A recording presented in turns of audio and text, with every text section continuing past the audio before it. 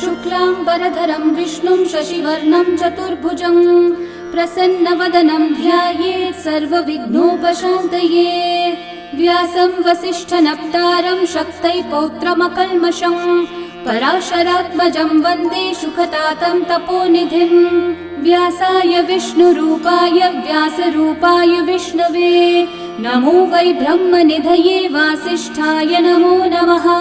अविकाराय शुद्धाय नित्याय परमात्मने सदैकरूपरूपाय विष्णवे सर्वजिष्णवे।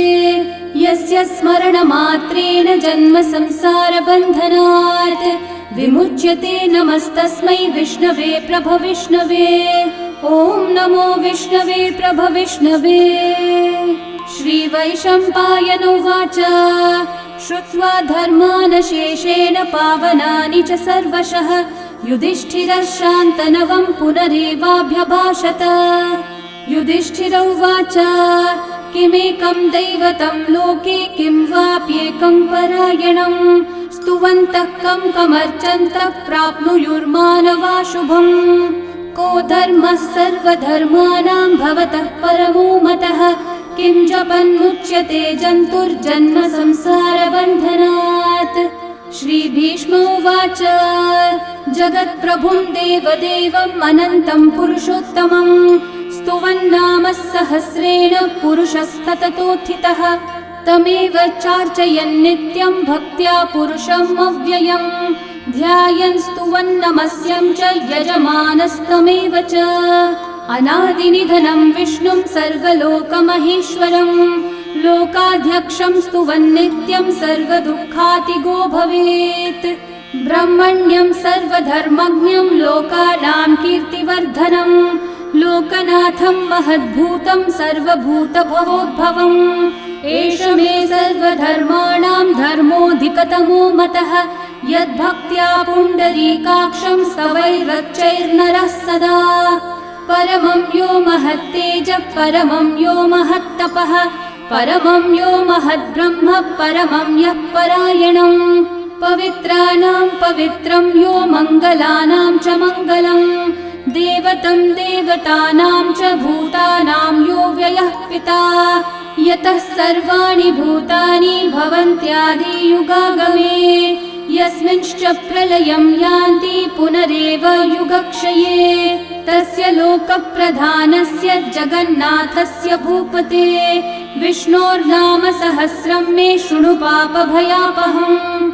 यानि नामानि गौणानि विख्यातानि महात्मनः ऋषिभिः परिगीतानि तानि वक्ष्यामि भूतये। ऋषिर्नाम्नां सहस्रस्य वेदव्यासो महामुनिः छन्दोनुष्ठुप् तथा देवो भगवान् देवकीसुतः अमृतांशोद्भवो बीजं शक्तिर्देवकी नन्दनः त्रिसामा हृदयं तस्य शान्त्यर्थे विनियुज्यते। विष्णुं जिष्णुं महाविष्णुं प्रभविष्णुं महेश्वरम् अनेकरूपदैत्यान्तं नमामि पुरुषोत्तमम्। अस्य श्रीविष्णोर्दिव्यसहस्रनामस्तोत्रमहामन्त्रस्य श्रीवेदव्यासो भगवान् ऋषिः अनुष्ठुप्छन्दः श्रीमहाविष्णुः परमात्मा श्रीमन्नारायणो देवता अमृतांशोद्भवो भानुरिति बीजं देवकी नन्दनसृष्टेति शक्तिः उद्भवक्षोभणो देव इति परमो मन्त्रः शङ्खबृन्नन्दकी चक्रीतिकीलकम् शार्ङ्गधन्वा गदाधर इति अस्त्रम् रथाङ्गपाणिरक्षोभ्य इति नेत्रम् त्रिसामा सामगः सामेति कवचम् आनन्दं परब्रह्मेति योनिः ऋतुः सुदर्शनः काल इति दिग्बन्धः श्रीविश्वरूप इति ध्यानम् श्रीमहाविष्णुः प्रीत्यर्थे सहस्रनाम जपे विनियोगः।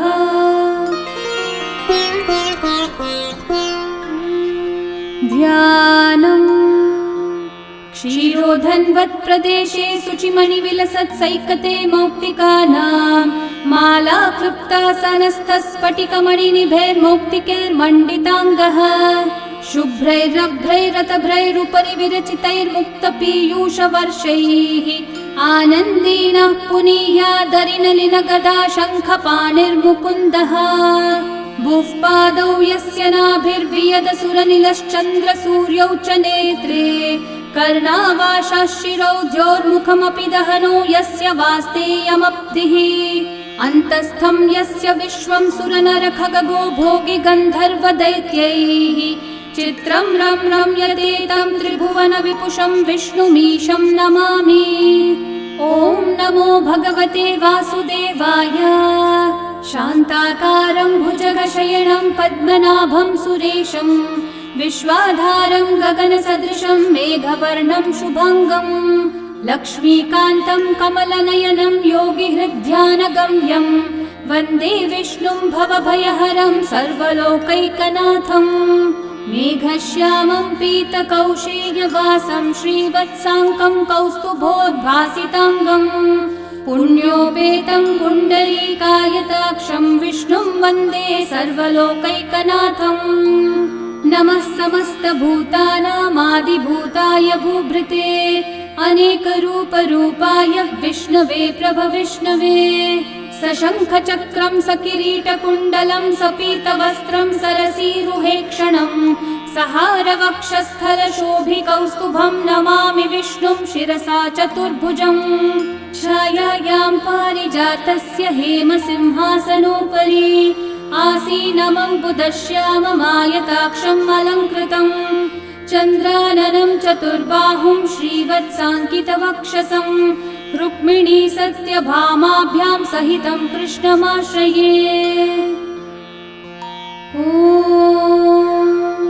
विश्वं विष्णुर्वषट्कारो भूतभव्यभवत्प्रभुः भूतकृद्भूतभृद्भावो भूतात्मा भूतभावनः भूतात्मा परमात्मा च मुक्तानां परमा गतिः अव्ययः पुरुषः साक्षी क्षेत्रज्ञोऽक्षर एव च योगो योगविदां नेता प्रधानः पुरुषेश्वरः नारसिंहः वपुः श्रीमान् केशवः पुरुषोत्तमः सर्वः शर्वः शिवस्थाणोर्भूतादिर्निधिरव्ययः सम्भवो भावनो भर्ता प्रभवः प्रभुरीश्वरः स्वयंभू शम्भुरादित्यः पुष्कराक्षो महास्वनः अनादिनिधनो धाता विधाता धातुरुत्तमः अप्रमेयो ऋषिकेशः पद्मनाभोऽमरः प्रभुः विश्वकर्मा मनुस्त्वष्टा स्थविष्ठस्थविरो ध्रुवः अग्राह्यः शाश्वतः कृष्णो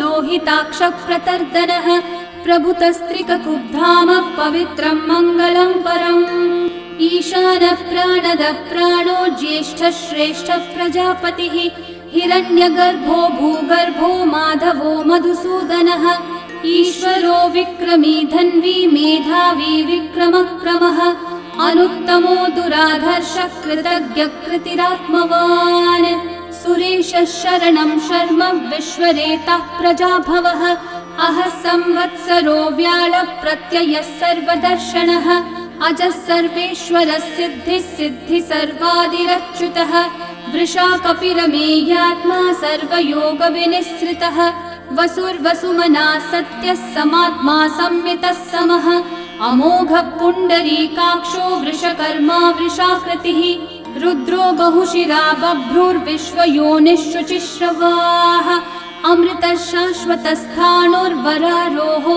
महातपाः सर्वगः सर्वविद्भानुः विश्वक्सेनो जनार्दनः वेदो वेदविदव्यङ्गो वेदाङ्गो वेदवित्कविः लोकाध्यक्षः सुराध्यक्षो धर्माध्यक्षः कृताकृतः चतुरात्मा चतुर्व्यूहश्चतुर्दंष्ट्रश्चतुर्भुजः भ्राजिष्णुर्भोजनं भोक्ता सहिष्णुर्जगदादिजः अनघो विजयो जेता विश्वयोनिः पुनर्वसुः उपेन्द्रो वामनः प्रांशुरमोघः शुचिरूर्चितः अतीन्द्रः सङ्ग्रहः सर्गो धृतात्मा नियमो यमः वेद्यो वैद्यः सदा योगी वीरः माधवो मधुः अतीन्द्रियो महामायो महोत्साहो महाबलः महाबुद्धिर्महावीर्यो महाशक्तिर्महाद्युतिः अनिर्देश्य वपुः श्रीमान् अमेयात्मा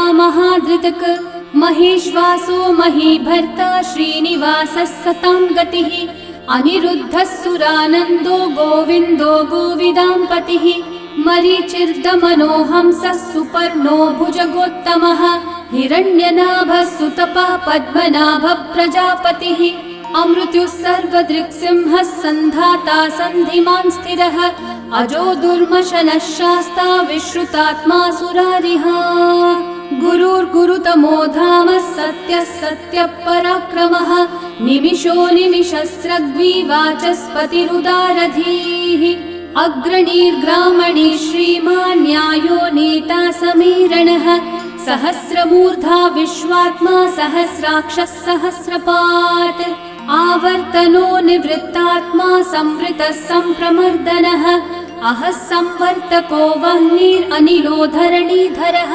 सुप्रसादः प्रसन्नात्मा विश्वदृग्विश्वभुग्विभुः सत्कर्ता सत्कृतः साधुर्जन्मुर्नारायणो नरः असंख्येयो प्रमेयात्मा विशिष्टः शिष्टकृच्छुचिः सिद्धार्थः सिद्धसङ्कल्पः सिद्धिदः सिद्धिसाधनः वृषाही वृषभो विष्णुर्वृषपर्वा वृषोदरः वर्धनो वर्धमानश्च विविक्तः श्रुतिसागरः सुभुजो दुर्धरो वाग्मी महेन्द्रो वसुदो वसुः नैकरूपो बृहद्रूपः शिपिविष्टप्रकाशनः ओजस्तेजोद्युतिधरः प्रकाशात्मा प्रतापनः ऋद्धस्पष्टाक्षरो मन्त्रश्चन्द्रांशूर्भास्करद्युतिः अमृतांशूद्भवो भानुर्शशबिन्दुः सुरेश्वरः औषधं जगतः सेतुः सत्यधर्मपराक्रमः भूतभव्यभवन्नाथः पवनः पावनो नलः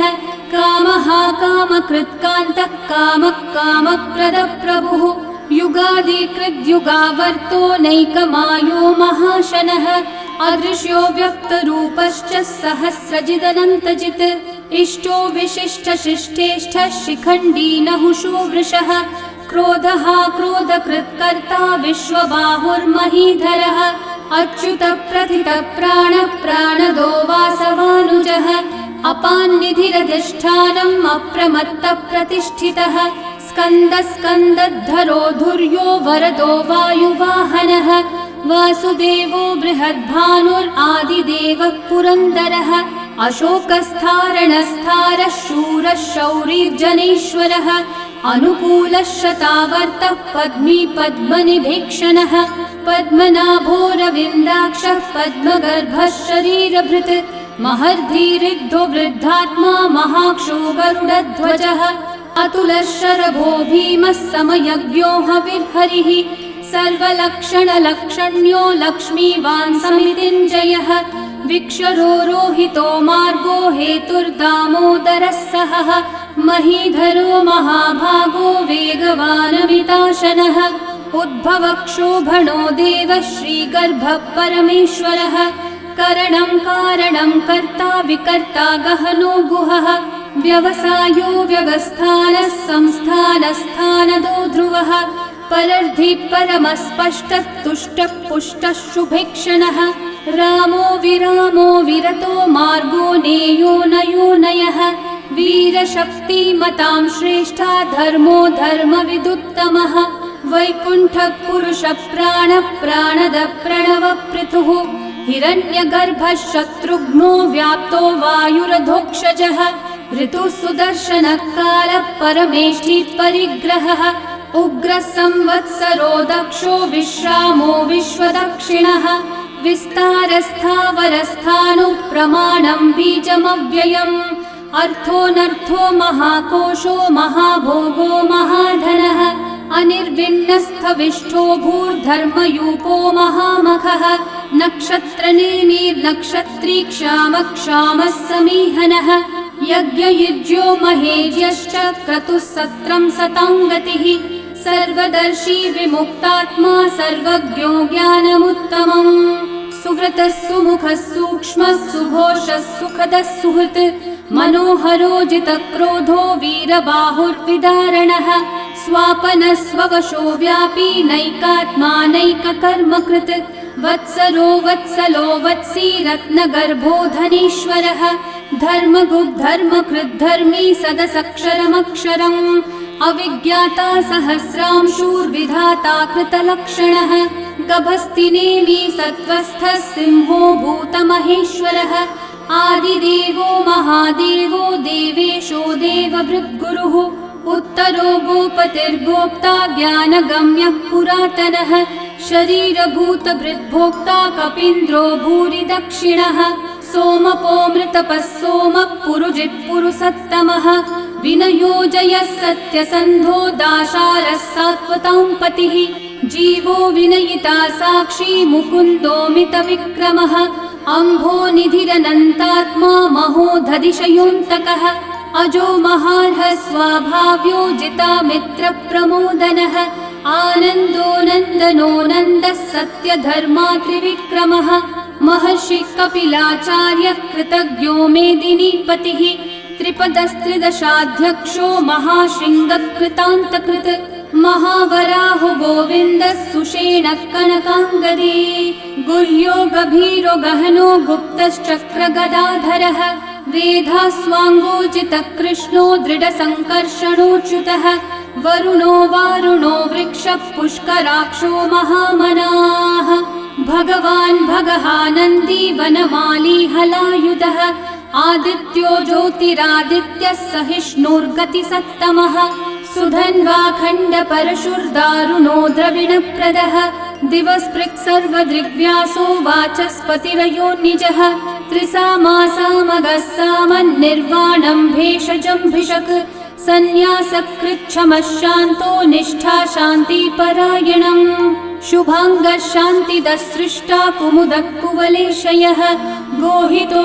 गोपतिर्गोप्ता वृषभाक्षो वृषप्रियः अनिवर्ती निवृत्तात्मा संक्षेप्ताक्षेमकृच्छिवः श्रीवत्सवक्षा श्रीवासः श्रीपतिः श्रीमतांवरः श्रीधः श्रीशः श्रीनिवासः श्रीनिधिः श्रीविभावनः श्रीधरः श्रीकरः श्रेयः श्रीमान् लोकत्रयाश्रयः स्वक्षस्वङ्गः शतानन्दो नन्दिर्ज्योतिर्गणेश्वरः विजितात्मा विधेयात्मा सत्कीर्तिश्चिन्न संशयः उदीर्णः सर्वतश्चक्षुरनीशः शाश्वतस्थिरः भूषयो भूषणो भूतिर्विशोकः शोकनाशनः अर्चिष्मान् अर्चितः कुम्भो विशुद्धात्मा विशोधनः अनिरुद्धो प्रतिरथ प्रद्युम्नोमितविक्रमः कालनेमी निहावीरः शौरी शूरजनेश्वरः त्रिलोकात्मा त्रिलोकेशः केशवः केशिहा हरिः कामदेवः कामपालः कामिकान्तकृतागमः अनिर्देश्य वपुर्विष्णु वीरोऽनन्तो धनञ्जयः ब्रह्मण्यो ब्रह्मकृद् ब्रह्मा ब्रह्म ब्रह्मविवर्धनः ब्रह्मविद् ब्राह्मणो ब्रह्मी ब्रह्मज्ञो ब्राह्मणप्रियः महाकर्मो महाकर्मा महातेजा महोरगः महाक्रतुर्महायज्वा महायज्ञो महाहविः स्तव्यस्तव प्रियस्तोत्रं स्तुतिस्तोतारणप्रियः पूर्णपूरयिता पुण्यकीर्तिरणामयः मनोजवस्तीर्थकरो वसुरेता वसुप्रदः वसुप्रदो वासुदेवो वसुर्वसुमनाहविः सद्गति सत्कृति सत्ता सद्भूति सत्परायणः शूरसेनो यदुश्रेष्ठः सन्निवासः सुयामुनः भूता वासो वासुदेवः सर्वासु निलयो नलः दर्पः दर्पदो दृप्तो दुर्धरोऽथा पराजितः विश्वमूर्तिर्महामूर्तिर्दीप्तमूर्तिरमूर्तिमान् अनेकमूर्तिरव्यक्तः शतमूर्तिशताननः एकोनैकः स वः किं यतत्पदमनुत्तमम् लोकबन्धुर्लोकनाथो माधवो भक्तवत्सलः सुवर्णवर्णो हेमाङ्गो वराङ्गश्चन्दनाङ्गदे वीरः विषमः शून्यो घृताशीरशलश्चलः अमानी मानदो मान्यो लोकस्वामी त्रिलोकधृक् सुमेधामेधजो धन्यः सत्यमेधाधराधरः तेजो वृषो द्युतिधरः सर्वशस्त्रभृतांवरः प्रग्रहो निग्रहो व्यग्रो नैकः शृङ्गो गदाग्रजः चतुर्मूर्तिश्चतुर्बाहुश्चतुर्व्यूहश्चतुर्गतिः चतुरात्मा चतुर्भावश्चतुर्वेदविदेकपात् समावर्तो निर्वृत्तात्मा दुर्जयो दुरतिक्रमः दुर्लभो दुर्गमो दुर्गो दुरावासो दुरारिहा शुभांगो लोकसारंगः सुतन्तुस्तन्तुवर्धनः इन्द्रकर्मा महाकर्मा कृतकर्मा कृतागमः उद्भवः सुन्दर सुन्दो रत्ननाभः सुलोचनः अर्को वाजस्सनः शृङ्गी जयन्तः सर्वविजयी सुवर्णबिन्दुरक्षोभ्यः सर्ववागीश्वरेश्वरः महाहृदो महागर्तो महाभूतो महानिधिः कुमुदकुन्दरकुन्दः पर्जन्यः पावनो निलः अमृताशोऽमृतवपुः सर्वज्ञः सर्वतोमुखः सुलभः सुव्रतः सिद्धः शत्रुजिच्छत्रुतापनः न्यग्रोधोदम्बरोऽश्वत्थः चाणूरान्ध्रनिषूदनः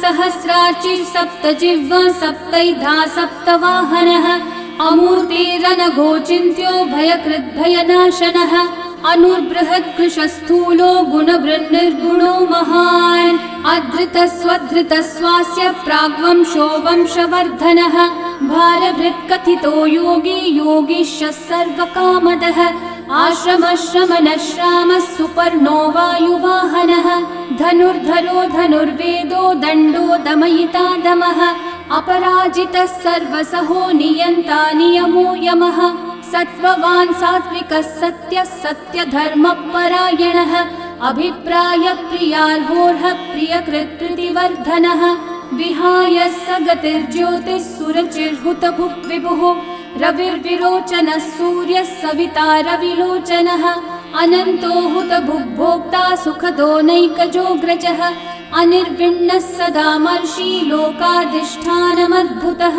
सनात् सनातनतमः कपिलः कपिरव्ययः स्वस्तिदः स्वस्तिकृत् स्वस्ति स्वस्ति भुक् स्वस्ति दक्षिणः अरौद्रः कुण्डली चक्री विक्रम यूर्जितशासनः शब्दातिगः शब्दसः शिशिरः शर्वरीकरः अक्रूरः पेशलो दक्षो दक्षिणः क्षमिनाम्बरः विद्वत्तमो वीतभयः पुण्यश्रवणकीर्तनः उत्तारणो दुष्कृतिः पुण्यो दुःस्वप्ननाशनः वीरः रक्षणः सन्तो जीवनः पर्यवस्थितः अनन्तरूपोऽनन्तः श्रीर्जितमन्युर्भयापहः चतुर्रश्रो गभीरात्मा विदिशो व्यादिशो दिशः अनादिर्भूर्भुवो लक्ष्मी सुवीरो रुचिराङ्गदः जननो जनजन्मादि भीमो भीमपराक्रमः आधारनिलयो धाता पुष्पहासः प्रजागरः ऊर्ध्वगः सत्पथाचारः प्राणदः प्रणवप्पणः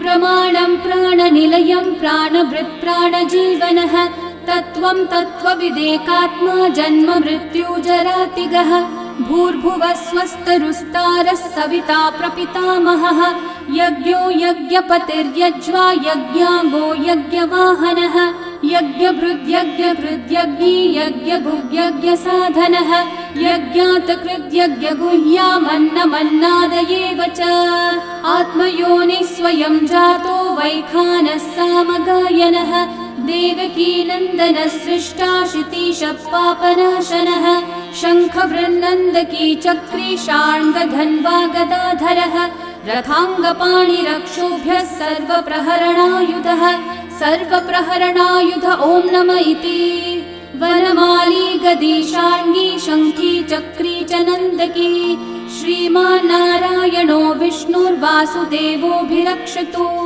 वनमाली गदी शार्ङ्गी शङ्खी चक्री च नन्दकी श्रीमान्नारायणो विष्णुर्वासुदेवोऽभिरक्षतु वनमाली गदी शार्ङ्गी शङ्खी चक्री च नन्दकी श्रीमान्नारायणो विष्णुर्वासुदेवोऽभिरक्षतु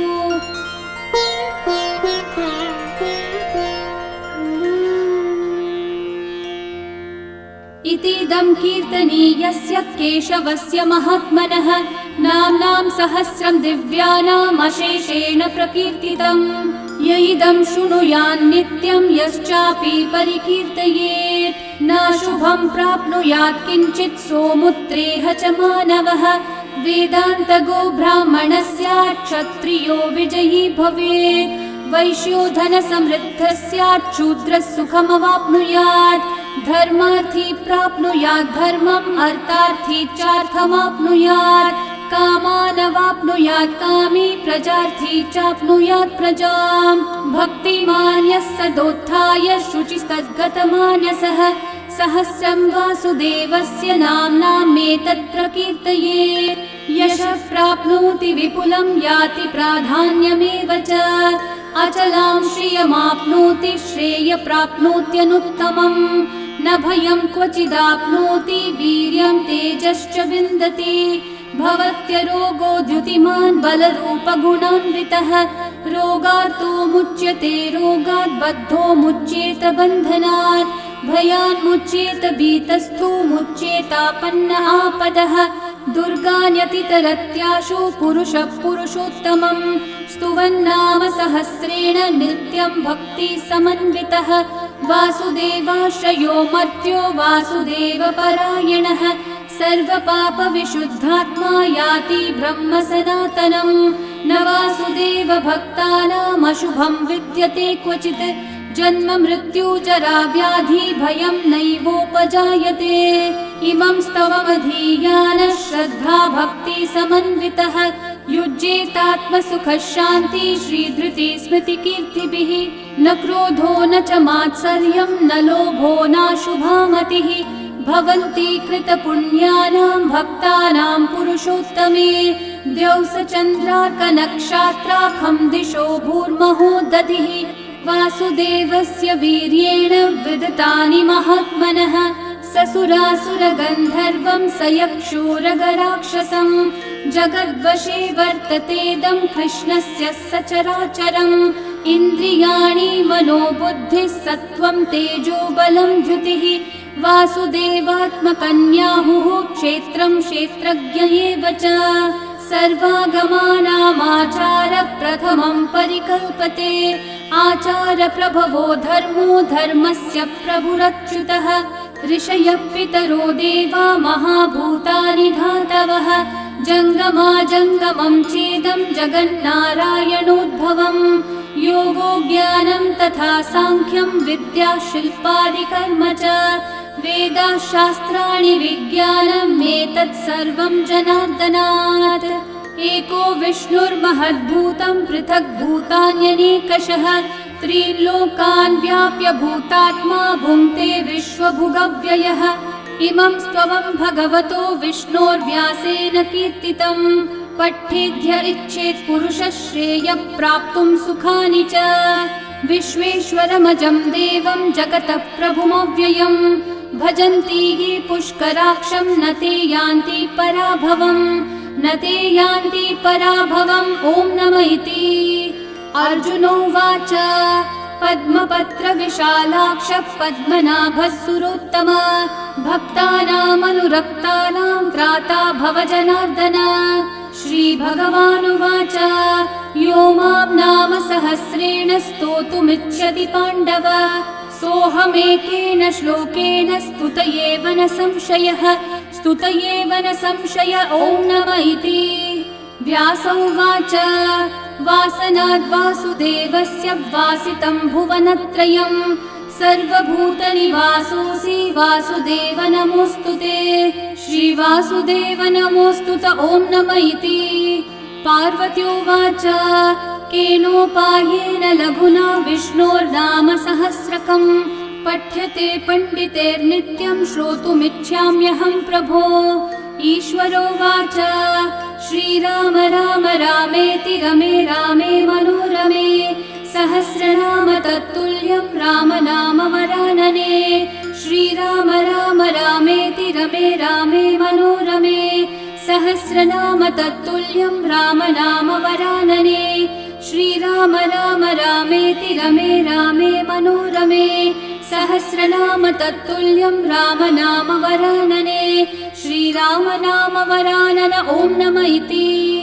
ब्रह्म उवाच नमोऽस्त्वनन्ताय सहस्रमूर्तये सहस्रपादाक्षि शिरोरुबाहवे सहस्रनाम्ने पुरुषाय शाश्वते सहस्रकोटियुगधारिणे नमः। सहस्रकोटियुगधारिण ॐ नम इति। सञ्जय उवाच यत्र योगेश्वर कृष्णो यत्र पार्थो धनुर्धरः तत्र श्रीर्विजयो भूतिर्ध्रुवा नीतिर्मतिर्मम। श्रीभगवानुवाच अनन्याश्चिन्तयन्तो मा ये जनाः पर्युपासते तेषां नित्याभियुक्तानां योगक्षेमं वहाम्यहम्। परित्राणाय साधूनां विनाशाय च दुष्कृतां धर्म संस्थापनार्थाय सम्भवामि युगे युगे। आर्ता विषण्णा शिथिलाश्च भीता घोरेषु च व्याधिषु वर्तमानाः संकीर्त्य नारायण शब्दमात्रं विमुक्तदुःखा सुखिनो भवन्तु। कायेन वाचा मनसैन्द्रियैर्वा बुद्ध्यात्मना वा प्रकृते स्वभावात् करोमि यद्यत् सकलं परस्मै नारायणायेति समर्पयामि। श्री विष्णु सहस्रनाम स्तोत्रं सम्पूर्णम्।